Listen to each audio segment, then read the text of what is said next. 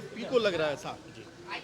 देखिए, जब से उन्हें तो 2019 के दिसंबर से ही उनके पेट में दर्द हो रहा है, क्योंकि जनता ने उन्हें उनकी जगह दिखा दी है और उस समय से वो निरंतर प्रतिदिन ये किसी न किसी रूप से लगे रहते हैं कि राज्य की जनता की चुनी हुई सरकार को अस्थिर करें विभिन्न माध्यमों से।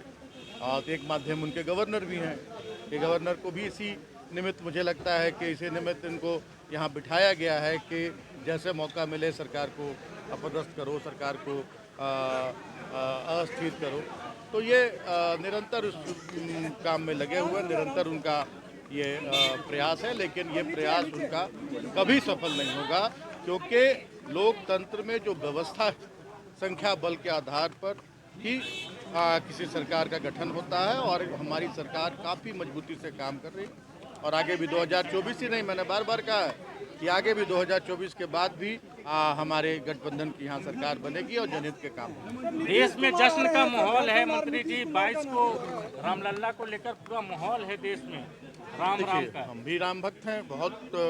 और कब इस अयोध्या में रामलला का मंदिर बनाने का कब उसका भूमि पूजन हुआ था, शिलान्यास हुआ था, इसका इतिहास भी लोगों को देखना चाहिए। और हम पूरे जितने भी देशवासी हैं, जितने भी हमारे दुनिया में जितने भी हमारे सनातन धर्म के लोग हैं, हिंदू धर्म के लोग हैं और अन्य धर्मों के लोग भी राम भगवान में आस्था रखते हैं।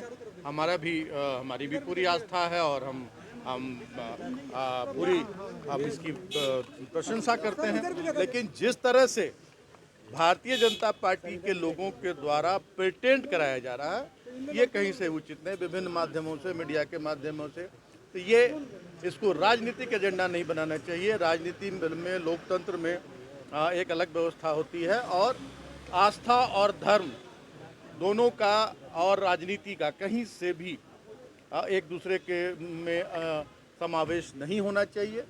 हम राम मंदिर बन रहा है, उसका भूमि पर उसका प्राण प्रतिष्ठा होने जा रही है 22 तारीख को। हम लोग भी अगर जगह मिलेगी तो हम लोग भी चाहेंगे कि हम लोग भी पहुंचे वहां और इसके हम लोग गवाह बने। ये उनका प्रतिदिन का